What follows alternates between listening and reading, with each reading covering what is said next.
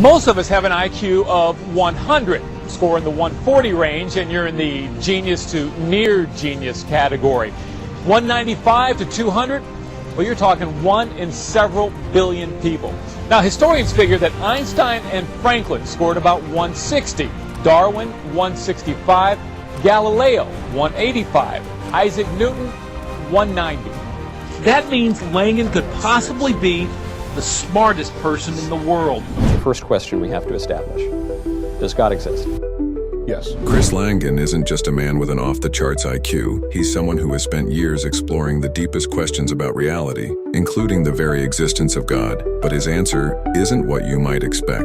Langan developed something called the Cognitive Theoretic Model of the Universe, or CTMU, a theory that suggests everything, from consciousness to physics to God itself, is interconnected within a vast, self-aware system. Think of it like reality functioning as a cosmic computer, constantly processing and generating existence as we experience it. It's a mind-bending concept, but who better to explain it than Langan himself? Let's hear what he has to say. And the answer is God exists. Properties of the central substance and central principle of reality, those properties are attributed to God. That reality has an identity. Okay? The identity is that as which something exists. Okay? Matter of fact, when you say the word reality, you're naming an identity. It is, you're identifying something. This. I'm smiling because your answer on this is so beautiful. It just reminds me of Moses at the burning bush. And Moses at the burning bush says, "Who shall I tell the people that you are?" Talking to God. And God says, "Tell them I am that I am." That's right. I am identity itself. I'm being himself. That's exactly right. That's what the CTMU says. It just comes up with the mathematical structure that you need to build a reality out of that. You see? So you come up with that identity and then you search it for its properties. You see, once you've built the preliminary framework, then you start deducing the properties of this identity, and you find out that those properties match those of God as described in most of the world's major religions, including, of course, things like you have the three O's: omniscience, omnipotence, and omnipresence, but then you've also got consciousness. God has to be sentient. So we're not just defining God out of existence. Sometimes you'll hear people say God exists, but they'll give God such a weak and shallow definition that the God that they're describing has no relation to the God that we conceive of.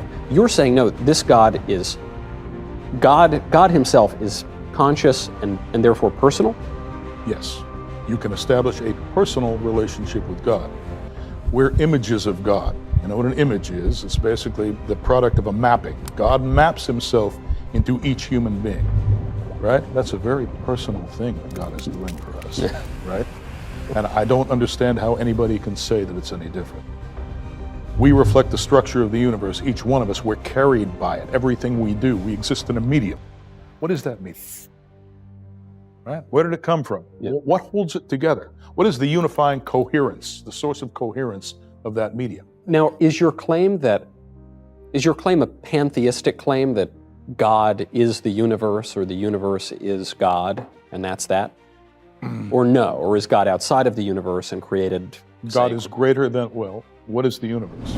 Reality isn't just a backdrop to existence. It has an identity that can be studied like anything else. And when we break it down, 3 core traits stand out: absolute knowledge, limitless power, and presence everywhere. These are the exact attributes that religions ascribe to God. But this isn't just speculation. God isn't a distant figure or a mere concept. He is conscious, aware, and deeply connected to humanity by placing a part of himself within each person.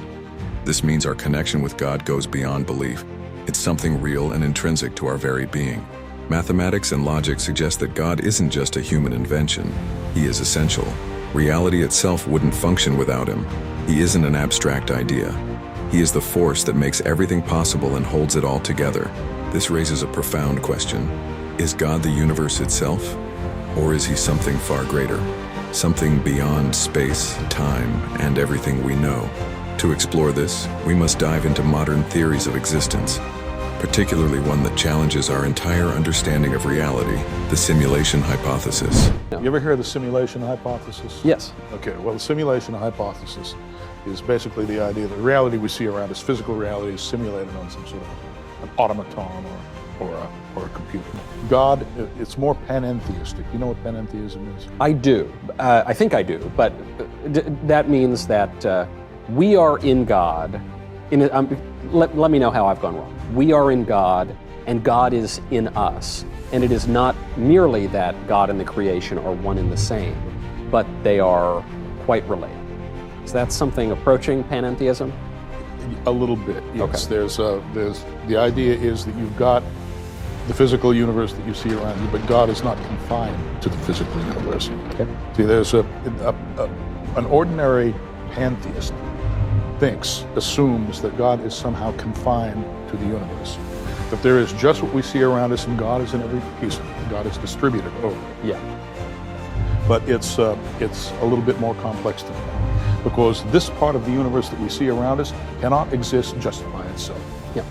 Okay? There are certain things that it entails. And when you go into those entailments, that's how you get to God. That's how you get to the identity of reality. Okay? And now to get back to the reality of self-simulation, or at least that's what I call it, self-simulation.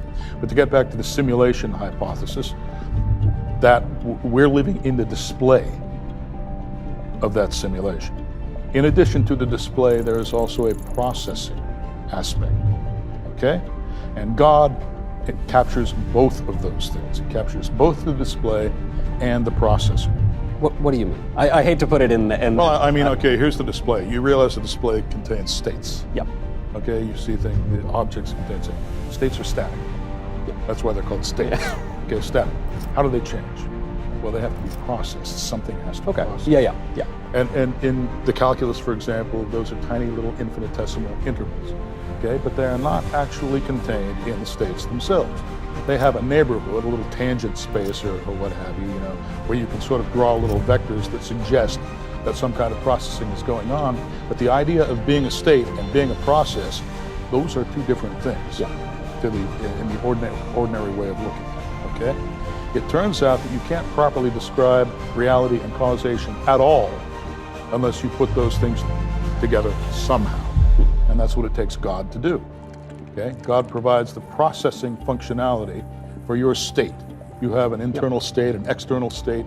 You're a material human being, right? Like, to explain how that is changing through time, and maintaining its coherence through time, even as it changes, that's what you need God for. Think of the universe like a highly advanced computer system. It has two main components: what we see and experience, the display, and the hidden mechanisms that make everything function, the processor. This concept aligns with the simulation hypothesis, which suggests our reality might be more like an intricate simulation than we realize. But here's the key difference. God isn't just another part of this system. He exists beyond it, governing both the visible and invisible aspects of reality. What makes this idea even more fascinating is that everything we see exists in different states, almost like frozen snapshots in time. Something has to power the transitions between these moments, moving reality forward. That's where God's role becomes essential. He's the processing force behind everything, not just sustaining the universe, but actively driving it. Where do we, as conscious beings, fit into this grand system of display and processing?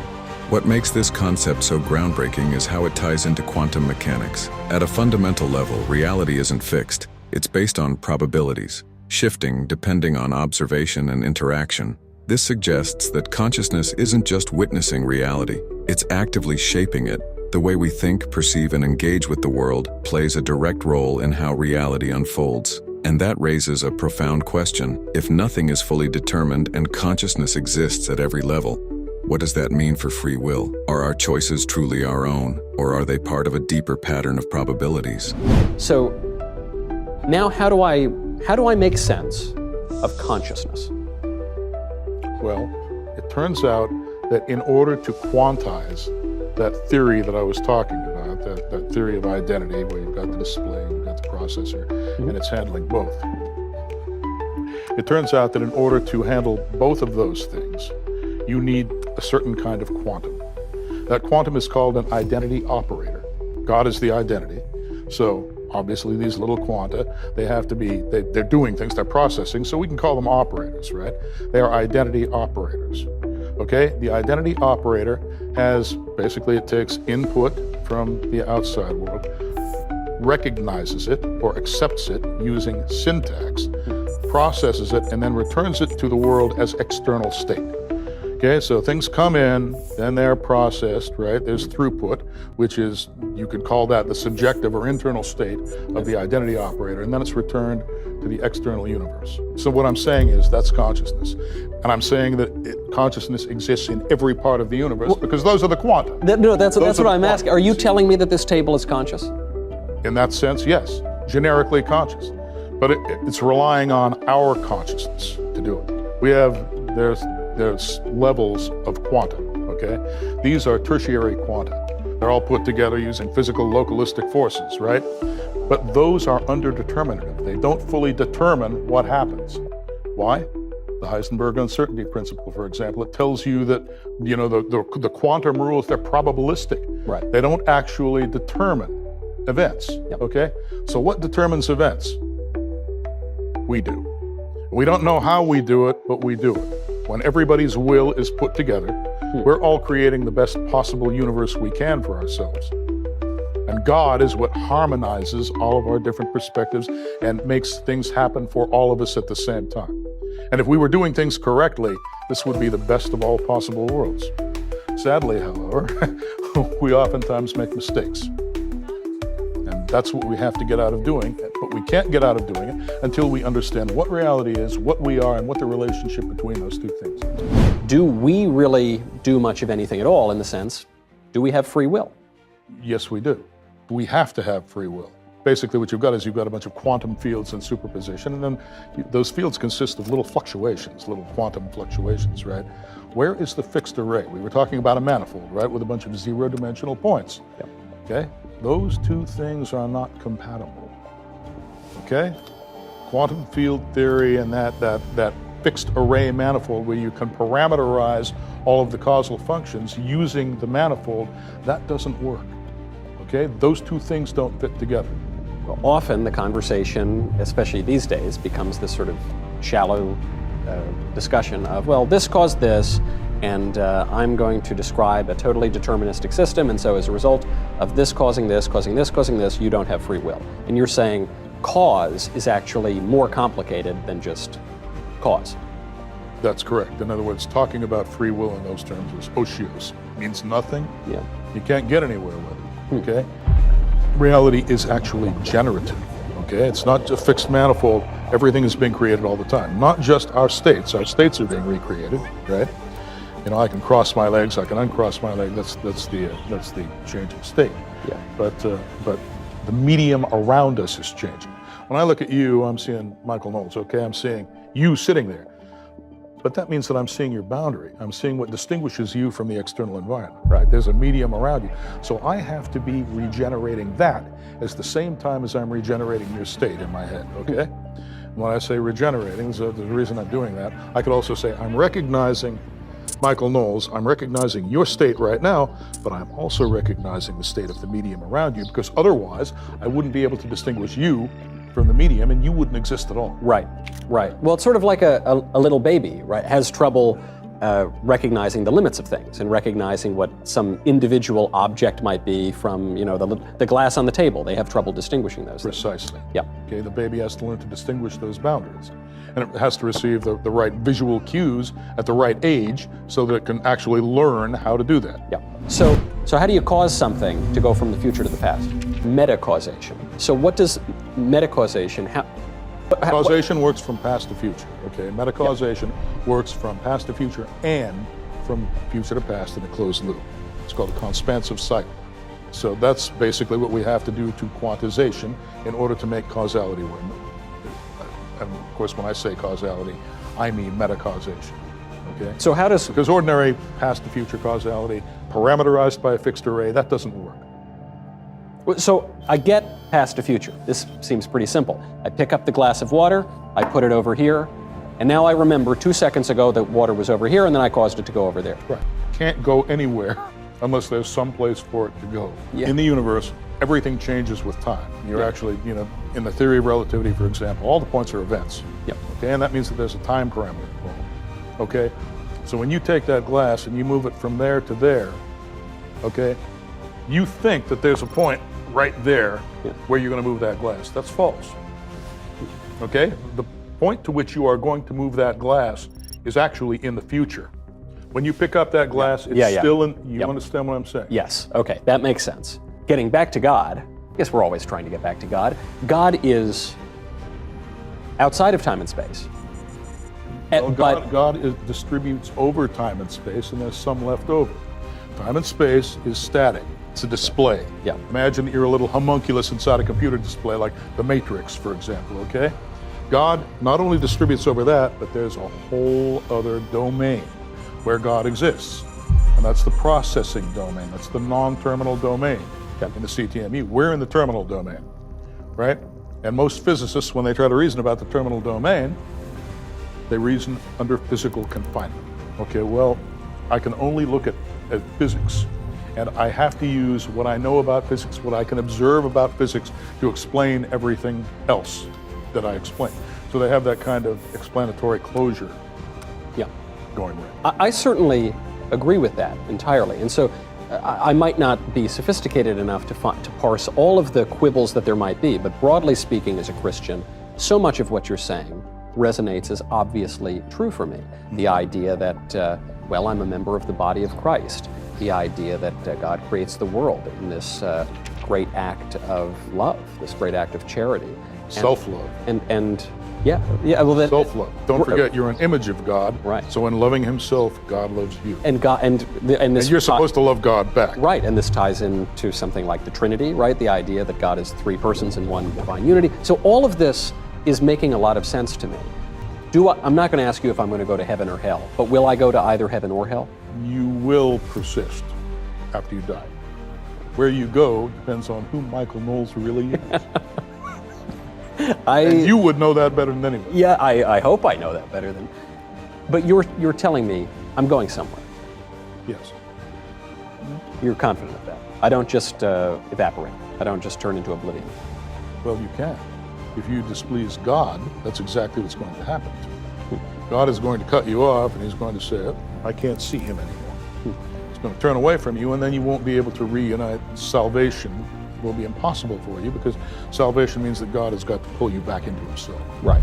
Yeah, but God doesn't want to see you anymore. He doesn't even know you exist. He knows your physical body is there, but He's not interested anymore, because you hate Him, you deny His existence, you offend Him, so He's not going to look at you, right?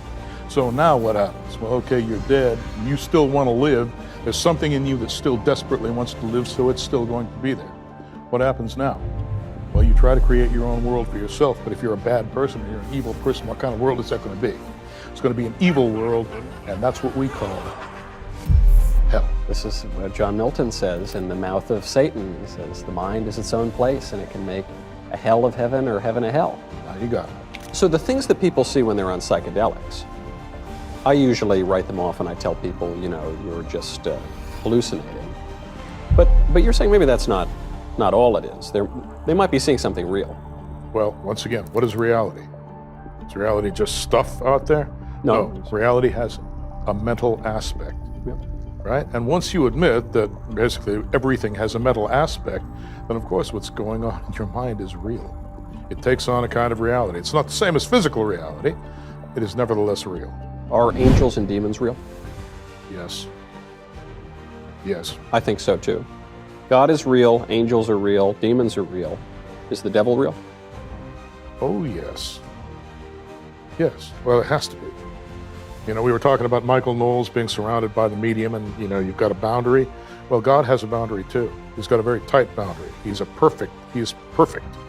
He can't take anything resembling imperfection, right? He can't take it into Himself, because that would be a contradiction. Okay, so God needs an antithesis in order to be properly defined. What is that antithesis? Anti-God, or Satan. So it definitely exists. Now, Satan isn't coherent, because, he basically hates existence. Nevertheless, he gains coherence through human beings, through secondary tellers, as they're called in the CTMU. In other words, Satan can nucleate power structures, for example, things like corporations and governments, where you've got people in there that can be acquired as resources, and there's a kind of skeleton, a corporate organization, a governmental, organization that's holding them together, holding them in place, that can be exploited by Satan. So you're not describing Manichaeism. You're not saying there's God and then the opposite of God and there's some maybe equivalence between the two. You're saying that God, obviously there is an antithesis. Christ has an antichrist, but that it's incoherent. Are you saying that he sort of that the devil sort of lacks substance, or that's why he needs the humans? I'm saying the devil lacks coherence. Coherence is what brings everything into superposition, right, with itself. In other words, it allows something to, this is going to sound a little bit paradoxical, allows something to communicate non-locally with itself, okay, right? All of its possible states are in superposition. They exist all at once.